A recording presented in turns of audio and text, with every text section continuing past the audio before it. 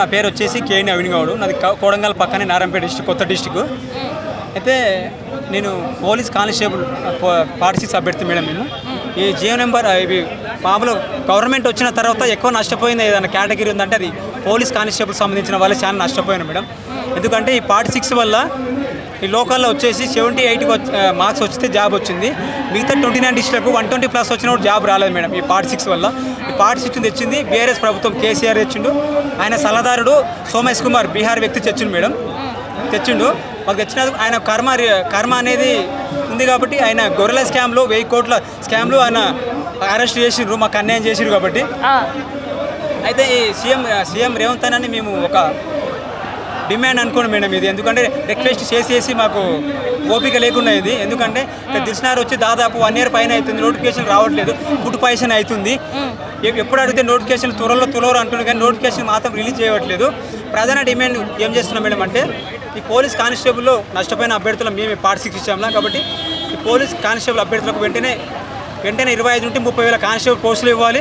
రెండోది ఈ పోలీస్ కానిస్టేబుల్లో తెలంగాణకు సంబంధించిన అంశాలు ఎక్కువ మొత్తంలో ఇవ్వాలి. 3 కొంచెం హైట్ తగ్గించాలి. మామూలుగా రన్నింగ్ సంబంధించిన వివిధ కేటగిరీల్లో తప్పులు లేకుండా ఇప్పుడు వచ్చే నోటిఫికేషన్ తప్పులు లేకుండా ఎలాంటి కోర్టులో కేసులు లేకుండా సక్రమంగా నిర్వహించాలని సీఎం రేవంత్ రెడ్డి గారికి కోరుకుంటున్నాను. అసలు ఏంటి దాదాపు సంవత్సరం పైన అయిపోయింది ప్రభుత్వం వచ్చి. ఏంది మేడం నిజంగా అసలు కోరి ఎవరు తెచ్చుకున్నట్టు మీ కాంగ్రెస్ ప్రభుత్వం తెచ్చుకున్నాం మేము. అయితే కేసీఆర్ మీద కోపంతో ఈయన తెచ్చుకున్నాం, కాంగ్రెస్ వాళ్ళని తెచ్చుకున్నాం. కానీ వీళ్ళ చరిత్ర చూస్తే వెనకాల చూస్తే ఏం లేదు కూడా. 70 సంవత్సరాలు పరిపాలించారు కదా, అందులో చూస్తే ఏం లేదు, ఉట్టిదే. మాకు అన్యాయం చేస్తుంటే అసలు మా బాధలు ఎవరు చెప్పుకోవాలో మాకు అర్థం కావట్లేదు మేడం. వీళ్ళు ఏమంటారు మేడం అంటే మేము నోటిఫికేషన్స్ రావద్దని ధర్నాలు చేస్తున్నాం అంటున్నా. సిగ్గుందే చెప్పడానికి, ఆ విషయం చెప్పడానికి. నోటిఫికేషన్ రావద్దని ఎవరు ధర్నాలు చేస్తారా మేడం? ఓకే చేసినాం, నోటిఫికేషన్ రావద్దని ధర్నాలు చేస్తారు కదా. నోటిఫికేషన్ ఇవ్వండి అంటే రోడ్ల మీద మేము ధర్నాలు చేస్తున్నాం. మీకు ఎలాంటి రిపోర్ట్స్ వస్తున్నాయి? మీకు తప్పు రిపోర్ట్స్ వస్తున్నాయి. ఎవరు పెట్టుకుని మీ సలహాదారులుగా ఎవరిని పెట్టుకుని మీకేం అర్థం కావట్లేదా? సిగ్గు ఉండాలి. నోటిఫికేషన్ వద్దు, మీరు నోటిఫికేషన్ రావద్దు అని ధర్నాలు చేస్తారని చెప్పడానికి ఎవరు చెప్తున్నారు? సీఎం రేవంత్ రెడ్డి చెప్తున్నారు, బట్టి విక్రమార్క సార్ చెప్తున్నాడు, వివిధ కాంగ్రెస్ సంబంధించిన ప్రతి ఒక్క ఎమ్మెల్యే చెప్తున్నారు. ధర్నాలు చేస్తున్నామంట. మేము ఎందుకు చేస్తాం మేడం ధర్నాలు చేయలేక? మాకు పిచ్చా? నోటిఫికేషన్ రావద్దని ధర్నాలు చేస్తున్నాం కదా. ఇప్పుడు నోటిఫికేషన్ రావాలని ధర్నాలు చేస్తున్నాం కదా. రిపోర్ట్లు ఎక్కడ పోతున్నాయి? మీకు తప్పు రిపోర్ట్లు ఇస్తురా? ఎక్కడ పోతుంది కాలం? నాకు అర్థం కావట్లేదు మేడం. ఇప్పుడు కూడా మాకు ఒక వారం 10 రోజుల్లో 1,00,000 ఉద్యోగాలు కూడా మాకు రిలీజ్ చేయకపోతే ఇప్పుడు వచ్చే గ్రామ పంచాయతీ ఎన్నికల్లో ఒక్క సీటు రాకుండా ప్రతి ఒక్క గ్రామంలో ఒక్క సీటు రాకుండా ప్రతి ఒక్క అభ్యర్థి 1000 నుండి 2000 నామినేషన్ వేసి కాంగ్రెస్ ప్రభుత్వాన్ని కంకణం కట్టుకొని ఓడగొడతాం మేడం మాకు నోటిఫికేషన్ చేయకపోతే. తెలంగాణలో ఖాళీలో ఉన్న ఉద్యోగాల నోటిఫికేషన్ వెంటనే భర్తీ చేసి నిరుద్యోగులకు సరైన సమయంలో నియామక పత్రాలు అందజేయాలి. దీనివల్ల ఏమవుతుందంటే నియామక పత్రాలు ఇవ్వకపోవడం వల్ల వయసు కోల్పోతున్నారు. ఈ ఉద్యోగ నోటిఫికేషన్లు ఇవ్వకపోవడంతో విద్యార్థులు సంవత్సరాలు ఈ అశోక్ నగర్, దిల్సుఖ్నగర్ ఈ ఏరియాలను వండుకుంటూ అమ్మ నాన్నలకు భారం అవుతూ ఇటు వాళ్ళకు కూడా భారం అవుతున్నారు. కాబట్టి ఈ ప్రభుత్వం తొందరగా నోటిఫికేషన్లను విడుదల చేసి విద్యార్థులకు సరైన టైంలో నియామక పత్రాలు అందజేయాలి. మేము యాదాద్రి భువనగిరి నుంచి మేము ఇక్కడనే ప్రిపేర్ అవుతున్నాం. లాస్ట్ 4 years నుంచి ఇక్కడనే వండుకుంటూ ప్రిపేర్ అవుతా ఉన్నాం. వాళ్ళు వ్యవసాయం చేస్తారు, అందరూ వ్యవసాయం చేసుకుంటూ ఉంటారు.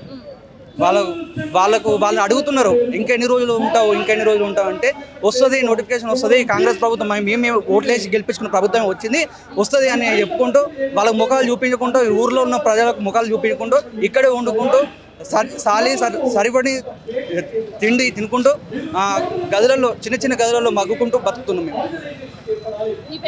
రాజేందర్, నాగర్ కర్నూలు. ఏం లేదు, మా పేరెంట్స్ కూడా అందరు వ్యవసాయమే చేస్తుంటారండి, అగ్రికల్చర్. ఫ్యామిలీ నా అవస్థలు ఏంటి ఎవరికి చెప్పుకోవాలండి? ఎవరికి చెప్పుకున్నా ఏంది లేదు, నోటిఫికేషన్ లేదు. సరిగ్గా ఇక్కడ చూస్తే హాస్టల్ ఫీజులు కట్టుకోలేక అది చేయలేక మేమేమో పుస్తకాలతో కుస్తీ పడుతుంటే ఇలా రోడ్డు మీద వాళ్ళేమో నోటిఫికేషన్ ఇవ్వకుండా మమ్మల్ని రోడ్డు మీద రప్పిస్తున్నారు. మా బాధలు ఎవరితో చెప్పుకున్నా ఏం చెప్పుకున్నా ఎక్కడ ఎవరికి చెప్పుకున్నా తీరేలా అయితే లేవు అసలు. మా డిమాండ్ ఏంటంటే ఇప్పుడు తక్షణంగా మాకు నోటిఫికేషన్స్ రిలీజ్ చేస్తే మా పుస్తకాలు ఏదో మేము పడతాం, ఉద్యోగాలు సంపాదిస్తాం, కష్టపడి ఫ్యామిలీలు సెట్ అవుతాయనే బాధ ఒకటి, ఇంట్లో ప్రెషర్స్, బయట ప్రెషర్స్ ఒకటి కాదు, ఇలా చెప్పుకుంటూ పోతే చాలానే ఉన్నాయి. సో ఇంట్లో రైతు కుటుంబం అంటారు, మరి ఏంది అమ్మ నాన్న పరిస్థితి ఏంటి? అమ్మా నాన్న పరిస్థితి ఏముంది, నేను 3 years అవుతుంది ఇక్కడికి వచ్చి. 3 years నుంచి చదువుతూ ఉంటే నోటిఫికేషన్లు అయితే సరిగా లేవు. ఇంట్లో పరిస్థితి ఏంటి అంటే ఇక ఇంట్లో ఇలా కోచింగ్ కోసం అని తెచ్చిన అప్పు, ఇంట్లో ఇక వేరే అప్పు, ఇది అప్పు తీర్చలేక, అది లేక ఇక ఇంటికాడ నుంచి ప్రెషర్స్, ఎన్ని రోజులు అని చెప్పేసి అడుగుతూనే ఉన్నారు ఒకటే విత్తన. ఇక వారికి ఏం సమాధానం చెప్పుకోవాలో ఇంకా వెయిట్ చేస్తున్నా, నోటిఫికేషన్ వస్తుంది అని చెప్పేసి ఎంత వెయిట్ చేసినా ఏం లాభం లేదు. ప్రస్తుతం అయితే ప్రభుత్వం అయితే ఏం రెస్పాండ్ అవ్వట్లేదు. హలో మేడం, అయితే గత 4 సంవత్సరాల నుంచి ప్రిపేర్ అవుతున్నాం మేము ఇక్కడే. అయితే స్టార్టింగ్లో మేము వికారాబాద్ నుంచి మేడం, వికారాబాద్ నుంచి వచ్చి ఒక 4 years అవుతుంది.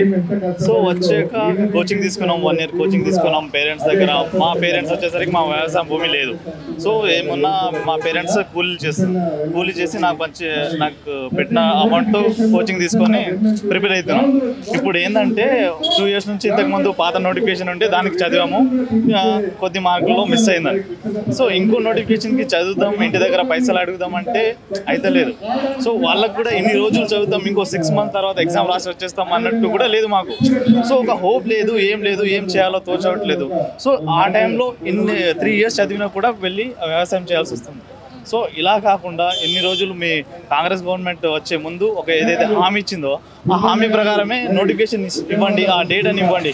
అన్ని రోజులు మేము చదువుకొని మాకు వస్తే మా క్యాపబిలిటీతో కొట్టుతాం, లేకపోతే వేరే జాబ్ ఏదైనా చూసుకుంటాం అనేసి దానికోసమే ఇప్పుడు నేను వికారాబాద్ నుంచి ఎర్లీ మార్నింగ్ లేచి మా ఫ్రెండ్స్కి కూడా తెలుసుకొచ్చి నేను వచ్చాను.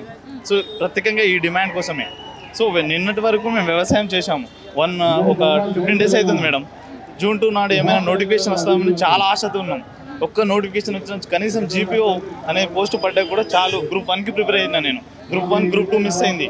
సో దానికి అట్లీస్ట్ GPO వచ్చినా కూడా చాలు, ఏదో ఒకటి మా పేరెంట్స్కి చెప్పుకోవడానికి ఉంటుంది, తర్వాత పెద్ద జాబ్ కొడదామనే కాన్సెప్ట్లో వస్తే ఈ గవర్నమెంట్ అసలు June 2 నాడు ఒక చిన్న నోటిఫికేషన్, చిన్న మాట కూడా లేదు నోటిఫికేషన్ గురించి. ఇంతమంది నిరుద్యోగులు ఎంతో బాధతో ఎంతో శ్రమించాం, ఎంతో కష్టపడ్డాం చదువుకొని, చిన్న మార్కులతో మిస్ అవ్వడం వల్ల ఇలా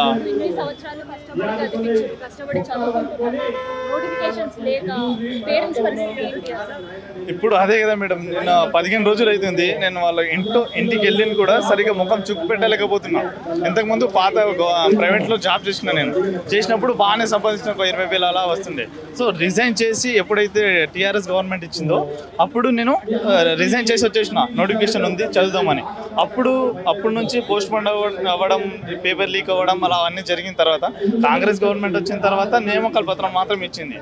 సో మేమేంటంటే వీళ్ళ గవర్నమెంట్ నుంచి ఇంకో నోటిఫికేషన్ వస్తే అట్లీస్ట్ ఒక్క నోటిఫికేషన్ రాసి వెళ్దామనే కాన్సెప్ట్లో ఉన్నాం. కానీ ఆ హామీ కూడా వాళ్ళు నిలబెట్టలేకపోతున్నారు. ఇప్పుడు ఇంట్లో పరిస్థితి ఎట్లా ఉందంటే ఇంట్లో వాళ్ళు ఏమైనా గట్టిగా చెప్పలేకపోతున్నారు. ఏమైనా చెప్తే మళ్ళీ పిల్లవాడు ఏమైనా చేసుకుంటాడనే బాధతో వాళ్ళు ఏం చెప్పలేకపోతున్నారు. ఎందుకంటే నేను హార్డ్ వర్క్ చేస్తాను, మా పేరెంట్స్ వాళ్ళకి తెలుసు నేనేం చేస్తున్నానో కరెక్టే చేస్తానని వాళ్ళు నమ్ముతారు. సో ఆ విధంగా వాళ్ళు ఏం చెప్పలేకపోతున్నారు. అలా అనేసి నేను వాళ్ళ దగ్గర అడగలేకపోతున్నా. ఇక అటు ఇటు రోజుకి ఒక్క పూట అన్నం తిని అలా ఇలా రూమ్లో అవ్వడం జరిగింది. చాలా ఇబ్బంది అవుతుంది. ఇంటి దగ్గర కూడా ఇప్పుడు పొలం పనులన్నీ స్టార్ట్ అయినాయి. సో పైసలు బయట కూలీకి వెళ్ళడం అలాంటి చిన్న వర్క్ నడుస్తుంది. ఇక మొత్తం వరస్ట్ సిచ్యువేషన్ చాలా బ్యాడ్ అయిపోయింది మేడం. నేను గ్రాడ్యుయేట్ అయిపోయింది, నాది 2021లో అయిపోయింది. 21 నుంచి నేను ఒక 1 year బయట జాబ్ చేసి 22 నుంచి కూర్చుంటే నోటిఫికేషన్ కోసం ఈ రోజు నాడు జాబ్ క్యాలెండర్ వచ్చింది. అప్పుడు వరకు కొంచెం ఓపిక ఉండే. సో ఆ డేట్ నాడు ఎగ్జామ్ రాసి వస్తే ఓకే, లేకపోతే వేరే చూసుకుందాం అనే కాన్సెప్ట్ ఉన్నాం. కానీ జాబ్ క్యాలెండర్ క్యాన్సిల్ చేశారు. సో మళ్ళీ త్వరలో అంటున్నారు, కానీ త్వరలో చెప్పి చాలా రోజులు అయింది. సో త్వరలో కాకుండా ఏదైనా ఒక క్లారిటీగా ఒక 6 months 5 months 2 months ఏదో ఒక డేట్ చెప్తే బాగుంటుంది. మాలాంటి పేదవాళ్ళు ఏదో ఒక ప్లాన్ చేసుకుంటాం కదా, ఎన్ని రోజులు చదువుకుంటాం ఎలా అనేసి. సో అది దాదాపు జియో40 గురించి చాలామంది 2020 నోటిఫికేషన్ నుంచి చాలా నష్టపోయారు మేడం. ఎలక్షన్లో కూడా చాలా మటుకు కాంగ్రెస్ ప్రభుత్వం వచ్చినాక మేము జియో40 ఎత్తేస్తా అన్నారు, కానీ దాని గురించి ఎవరు మాట్లాడడం లేదు. బీజేపీ గవర్నమెంట్ సెంట్రల్ ఉంది, కానీ దానికి మాట్లాడతలేదు. కేసీఆర్ పెట్టిన టీఎస్ని టీజీ మార్చికి వీళ్ళకి ఛాయిస్ ఉంటుంది. ప్రెసిడెంట్ నుంచి జియో తెచ్చుకోవచ్చు. కానీ J46ని తీయనికి ఎందుకు రైట్స్ ఉండవు మేడం? మా బాధ అదే. మేము గ్రామీణ ప్రాంతాల నుండి మేము నాన్ లోకల్ అయిపోయినాం. ఇప్పుడు హైదరాబాద్లో పుట్టిన వాళ్ళు వాళ్ళు లోకల్ అవుతారు. దానివల్ల చాలా J46 వల్ల గ్రామీణ ప్రాంతం పిల్లలు చాలా నష్టపోతున్నారు. సో ఏం చేస్తుంటారు మీ మదర్ అండ్ ఫాదర్? ఏం చేస్తుంటారు? ఏ ఊరు మీది? మాది పాలమూరు జిల్లా అచ్చంపేట. మదర్ అండ్ ఫాదర్ వాళ్ళు అగ్రికల్చర్, రైతు బిడ్డవి. రైతు.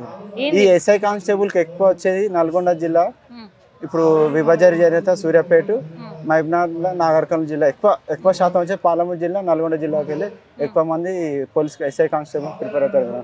అది ఇంకా ఈసారి ఏమైందంటే J46 వల్ల వీళ్ళ ఈ 2 డిస్ట్రిక్ట్లకి ఎక్కువ ఎఫెక్ట్ పడారు. మరి మీ డిమాండ్ ఏంది? వాళ్ళు ఎందుకు ఇక్కడ వరకు వచ్చిండ్రు మీరు? మా ప్రధాన డిమాండ్ ఒకటే, J40 వాళ్ళు చెప్పిన ఎలక్షన్లలో J46 ఎత్తేస్తున్నారు కదా, అది ఎత్తేసినాకనే మాకు నోటిఫికేషన్ ఇవ్వాలి. ఇంకోటి మాకు జాబ్ క్యాలెండర్లో మా నోటిఫికేషన్ పెట్టొద్దు. ఎందుకంటే మా నోటిఫికేషన్ అనేది ఒకటే సారి కంప్లీట్ కాదు. ఫిలిమ్స్ ఉంటుంది, దాని తర్వాత ఈవెంట్స్ మెయిన్స్ ఉంటాయి. అంటే ప్రాసెస్ అనేది 1 year ఉంటాయి. జాబ్ క్యాలెండర్ అంటే అది వేరే డిపార్ట్మెంట్ సెట్ అవుతుంది కానీ మాకు సెట్ కాదు. సో మాకు ఒకటిసారి బల్క్ నోటిఫికేషన్ ఇవ్వాలని మా యొక్క ప్రధానమైన డిమాండ్ మేడం. సో ఇప్పటికే ప్రభుత్వంలో ఉండే చాలా మందిని మీరు కలిసిండ్రు, ఏమన్నారు? వాళ్ళు ఏమంటారు అంటే వాళ్ళు జాబ్ క్యాలెండర్లో పెట్టి 6,000 ఉద్యోగాలు ఫైనాన్షియల్ డిపార్ట్మెంట్ క్లియరెన్స్ ఇచ్చింది అంటారు. కానీ మాకు అది వద్దని మేము విద్యార్థులందరం ఈరోజు ఇక్కడ ధర్నా వరకు రావడం జరిగింది. ఎన్ని సంవత్సరాలుగా ఎదురు చూస్తున్నారు అసలు మీరు ఉద్యోగాల కోసం? మేము 2022 నోటిఫికేషన్ల నుంచి ట్రై చేస్తున్నాం మేడం. J46 వల్ల మాకు నష్టం జరిగింది. లోకల్ బాడీ ఎలక్షన్స్ లో చాలా బిజీగా ఉంటారు. మీ డిమాండ్స్ నెరవేర్చి వెళ్తే ఓకే, వెళ్ళకపోతే ఏంటి పరిస్థితి? లోకల్ బాడీ ఎలక్షన్లో ఇంకా రాలేదుగా మేడం. ఎలక్షన్ నోటిఫికేషన్ వెలువడక ముందే ఈయన కాంగ్రెస్ గవర్నమెంట్ ఉద్యోగ నోటిఫికేషన్ అనేది రిలీజ్ చేయాలి. ఒకవేళ ఉద్యోగ నోటిఫికేషన్ రిలీజ్ చేయకపోతే లోకల్ బాడీ ఎలక్షన్లో ఆయన ఘోర పరాజయం. కాంగ్రెస్ మాత్రం తుక్కుగా ఓడగొడతాం. ఎందుకంటే మా చుట్టూ 33 జిల్లాల స్టూడెంట్స్ ఉంటారు, మాతో పాటు చదువుకున్న 33 డిస్ట్రిక్ట్స్ ఉంటారు. వాళ్ళు వెళ్ళి వాళ్ళ విలేజ్లెస్లో చెప్తారు గత కాంగ్రెస్ ప్రభుత్వం అనేది ఇలా మా నిరుద్యోగుల వల్లనే గ్రామాల నుంచి మాకు గత ప్రభుత్వం TRS ప్రభుత్వంలో ఉద్యోగాలు ఇవ్వట్లేదు అని దాన్ని అధికారంలో తీసుకొని వచ్చినాం. ఇప్పుడు కూడా మీరు పోయిన ప్రభుత్వం చేస్తున్న మొండి వైఖరి మీరు కూడా అట్లనే ప్రవర్తిస్తే ఇప్పుడు లోకల్ బాడీ ఎలక్షన్లో మిమ్మల్ని ఓడగొట్టడం ఖాయం. కాబట్టి తస్మాత్ జాగ్రత్త. కాబట్టి ఇవన్నీ అంశాలు మీరు దృష్టిలో ఉంచుకొని